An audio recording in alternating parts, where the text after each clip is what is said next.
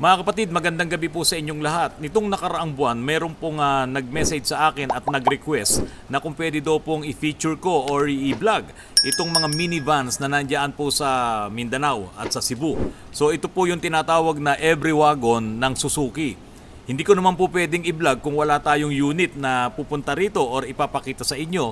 Pero noong nakaraan, mga 2 months ago, meron akong ginawa dito. Yun nga lang, wala akong chance na ma-vlog yun kasi ang dami ko rin pong ginagawa. Pero this time, meron po kaming customer na dumating kanina, sinuwerte po tayo na dumating itong every wagon na to. Pero para doon sa may-ari, minalas po siya ng konti. Kasi po, medyo malaki ang problema nung every wagon na to. Pangalawa na to. Pero hindi siya Suzuki, Mazda pala siya. Mazda siya. Pero parang Suzuki, no?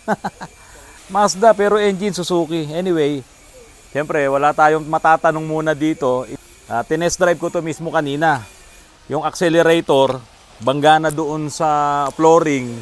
Kaya kapos ng power. So iaayos natin yon. Yung kanyang shifting, automatic transmission po kasi, hindi siya kaagad nagsiship. Talagang pumunta kayo sa Davao para bumili lang nito? Ito, yung online. Request lang. Online. So, yung Cebu. Cebu. Cebu. AutoWorks. So, ano yan? Sa online? Nag-ano po kayo sa online? Oo, kinontak namin sila. Nag-message lang. Tapos po, ano nangyari? Ayun after 7 months, saka lang nangyari. Pero binayaran nyo na po? Pag-contact nyo? Half down payment. Half down payment, magkano po yung ganyan? 350. 350. Gawa ng mga accessories na additional. Oo, tapos bago nyo yata yung upholstery. Hindi, talaga yun ang ano nila. Ganyan na po talaga. 315 siya, tapos yung mga additional, tulad ng roof rack, ganyan. Ayun, yung hagdan, oo. Yan. Yun ang mga additional. Yun yung additional nila. So, baka pwede nyo akong padalan dito sa Autorans. Magaling, maganda. Yun nga lang, ayusin natin yung accelerator. Bangga po kasi. Oo. Dinidiin ko na kanina, wala na akong maidiin. Gawa nung sagad na, yung pako. Tapos matagal yung shifting. Bago ko i-adjust yung TPS, susubukan muna natin kasi nagpalit tayo ng ng ATF. Barado po yung filter nyo kaya siguro ayaw mag-shift hindi makaya-circulate. Nakita nyo po ba? No, nakita ko. Buti na lang nakita nyo po. Yan lang ang problema kapag lumiit yung ginagawa natin.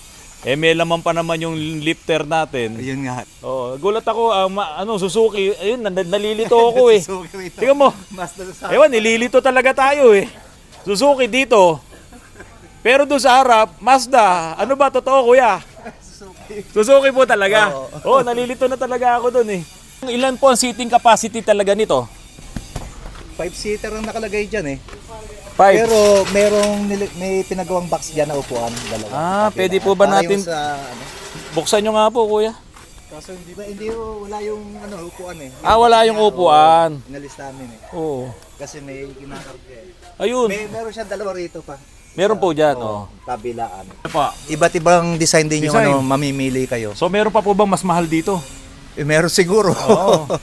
Hindi, yung nagpagawa sa atin dito, mas maganda po yung nakaraan Kasi yung nila, yung bumper sa harapan, may sarili silang design sila po talaga yung gumagawa. Pati dito sa likuran.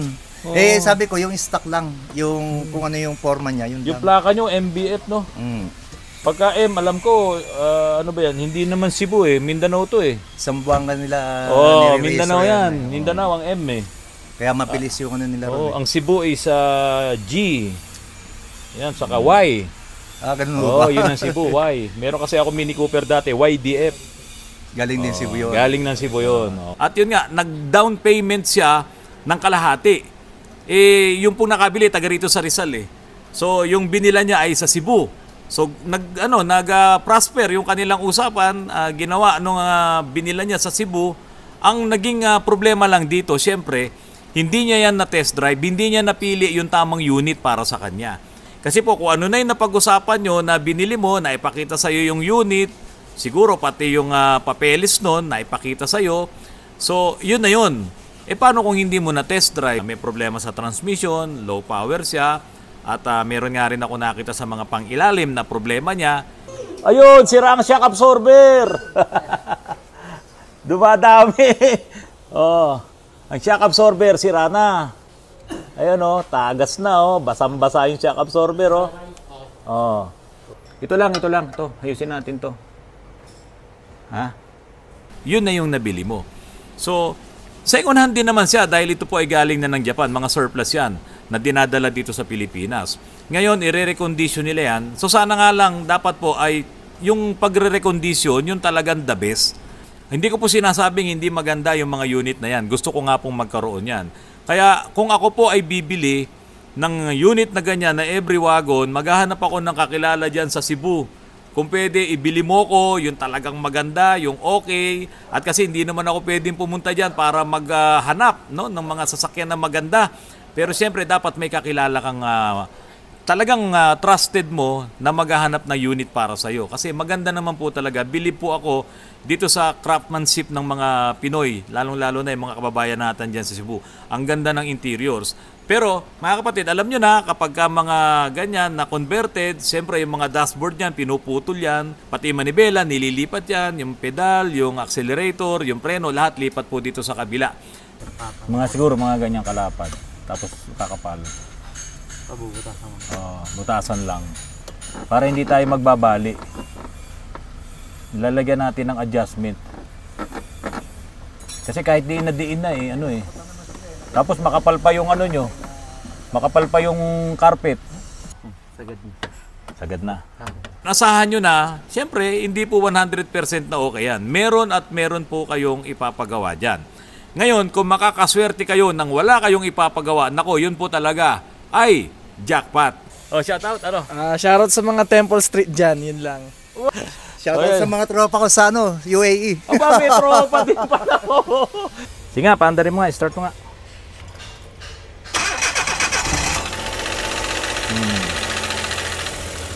Ayun, ang bilis umakyat ng langis, no? Umingay nung konti kasi nag-change oil to eh. Umingay ng konti pero yun na, umakyat na. Ito po ang system, mga kapatid. Yung mga second hand na mabibili mo, kung yan ay may problema, wala na pong solian yan. Unless meron kayong usapan nung binilan mo. Ngayon, paano kung bumili ka dyan sa Cebu at sa Davao? Siyempre, itatravel mo na dito yan at hindi mo naman na test drive doon. At siguro ang pinakamaganda, kung bibili ka dyan sa mga lugar na yan, magstay ka muna ng 1 linggo dyan. Talagang maghahanap ka ng magandang sasakyan na magugustuhan mo doon, katulad nga nitong mga every wagon na yan. At doon pa lang test drive mo na. Kasi dito nga sa Manila ayaw namang ipa-test drive ng ibang mga nagtitinda rito eh. Yung mga buy and sell parang bawal sa kanilang mag-test drive ng medyo mahaba-habang oras. Kaya diyan sa Cebu, sa Davao, sa Mindanao, pag bumili ka diyan, pakiusapan mo yung bibilhan mo na kung maaari test drive mo muna. Kasi once na madala mo na dito sa Manila yan, dito sa Rizal yan, or kung saan man lugar dito sa Luzon, wala na. Talagang lahat ng magiging problema niyan ay ikaw na ang magsho-shoulder. Sa bagay, dito rin naman, kapag nakabili ka ng maraming problema na second hand, wala ka namang magagawa na. Kaya nga po ang lagi natin sinasabi, magsama kayo ng kilalang kilala nyo at magaling na mekaniko sa pagbili ng inyong mga second hand na mga sasakyan. Kasi po, pag nakatsyempo kayo ng katulad nito na may problema sa transmission, may problema sa engine, ako mga kapatid, napakamahal ng mga transmission na yan. Pagka natsyempohan mo yan, ako, tapos ka na. Ganun kalaki ang magagastos mo. Kaya po mag-ingat kayo sa pagbili ng mga second hand na mga sasakyan. Pero katulad nitong nangyari kay Sir, hindi siya nawala siyang chance para ma-test drive. Tapos ang sabi nga niya, nagmamadali daw po talaga na madala na dito sa Luzon. So mula doon sa Cebu, dinala kagad dito sa Antipolo, sa Rizal. Yan ang nangyari. Mga kapatid, corrections ha. Sabi ko kanina, Mazda to. Pero pagdating ko dun sa likod, Suzuki pala. Sabi rin ng may-ari, Suzuki. Baguhin na lang natin. Ito si Zuzuma. Mazda kasi rito. So mga kapatid, ipakikita ko lang po sa inyo itong aking bagong gadget. Nakita ko kanina sa tindahan ng mga second hand. Pero hindi naman second hand ano nga yung binila natin ito? Uptrade. Uptrade.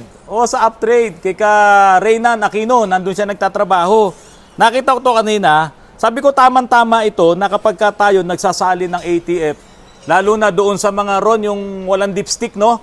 So sa halip na yumuyuko kayo doon sa ilalim, sinasali yung ATF, so ito hindi na. Kaya lang papalitan ko tong hose kasi pang high pressure to. Pero ide-demo ko lang sa inyo kung paano to magtatrabaho. So kailangan ko na ATF. Yun.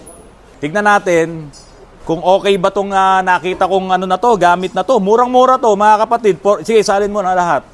4,500 lang bili ko, meron kasama ng barena. Ito high pressure pump din to, kaya meron siyang metro dito. Try ko lang mga kapatid, tignan nyo baka makatulong to sa amin. Ayan Ayan po Magdudumi ako rito. Yung ano na lang, magdudumi tayo Lakas Papakinabangan natin to kapag ka tayo dialysis. No? Ito yung magkakarga doon sa ibabaw kung may dipstick o kaya dito sa ilalim. So makikita naman natin 2 litro siguro mailalaman dito. Kaya magagamit natin doon sa ating dialysis. So magandang tools to, pakikinabangan talaga pero marami pa rin gamit. Ka-Rayman Aquino diyan sa Uptrade. Dito sa Taytay, napakaganda nung nabili ko sa inyong gadget o tools para sa aming pagdadialysis.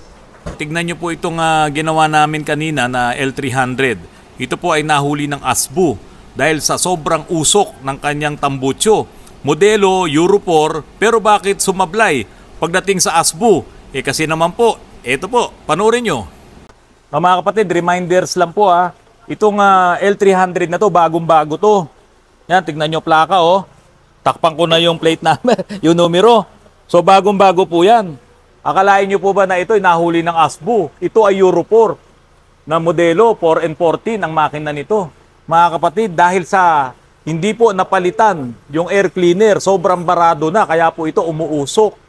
So ang nangyari, hinuli sila ng ASBU, so kailangan munang ipaayos nila, ipa-tune up daw. Itong mga ganito sasakyan, hindi naman tinu-tune up Sa totoo lang po, kailangan lang lagi nyo papalitan ng air cleaner nyo dahil unang-una, napakadumi po talaga ng hangin natin dito sa Metro Manila. Sobrang usok talaga. So nahuli to ng ASBU, kailangan dalhin sa amin. Pero bago dinala sa amin to, naipagawa na. Naipababa na yung manifold sa ibang talyer. Kaso mausok pa rin. Kasi naman, tignan nyo po. Hahawakan ko nga lang na ganyan. O tignan nyo ang magiging epekto. Papalinis ko na lang.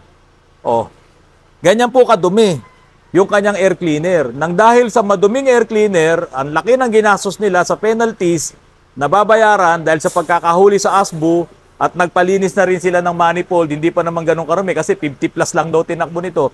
Pero ang nakalimutan talaga ito. So, lagi nyo pong tatandaan, pag marumi ang inyong air cleaner, ang pasok ng hangin kulang. Pero yung bigay ng fuel, marami. Umuusok kapag nire-revolution mo na, umuusok na po siya. Ang dami-dami ng maintenance, ang dami ng change oil na ginagawa dito. Pero yung air cleaner, hindi napapalitan. Kaya nagbara po talaga ng todo. Ngayon, mapapansin nyo mga kapatid, wala na talagang kausok-usok yan. Yung normal na lang talaga na usok. Umaandar po yan. Maandar. Sige, ano mo lang? Revolution mo lang, 3,000. Sige, 3,000. Maintain mo lang. 3, maintain, 3. Sabi mo, maintain lang na 3. Wala palang RPM to. Sorry. Ayun yung drive. May dala. Nga pala, L3, walang RPM. Sige lang, i-maintain mo lang. Maintain mo lang. Sige. Sige, taso pa. Sige. Sige.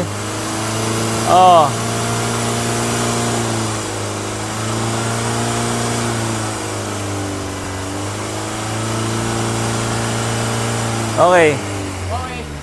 Kasi mga kapatid, alam nyo naman ang ASBU, pipigain niya talaga yan. Kaya kung marumi ang inyong muffler, ang inyong tambucho, tapos marumi ang inyong air cleaner, huli ka talaga sa ASBU. Lagot ka. Ang ganda-ganda na ng makina mo. Euro 4 ka na. Bakit ka pa mahuhuli sa ASBU? Paano na lang itong kanilang modernized jeep na yan? Euro 4 lahat yan. Nako, huli sa ASBU yan pag nagkataon. Pag hindi nyo alam kung paano i-maintain ang inyong sasakyan, nako, sigurado, hindi ka makakaligtas sa ASBU. Kaya, sige. Sige pa. Sige pa. Sige pa. Sige pa. Sige. Wala na kayo ilalakas? Tulungan nyo. 3 horsepower. Sige. Sige. Isa na lang. Okay. Balik nyo mga tornilyo. Alis mo nan. Okay na. 3 horsepower ang kailangan. 3 horsepower pa rin. Ako, mga kapatid, oh. Si RJ. Oh. Balik ko to, ha. Balik mo. Best time. Best time mo makakaano ng Suzuki. Susuma, pinahirapan kami.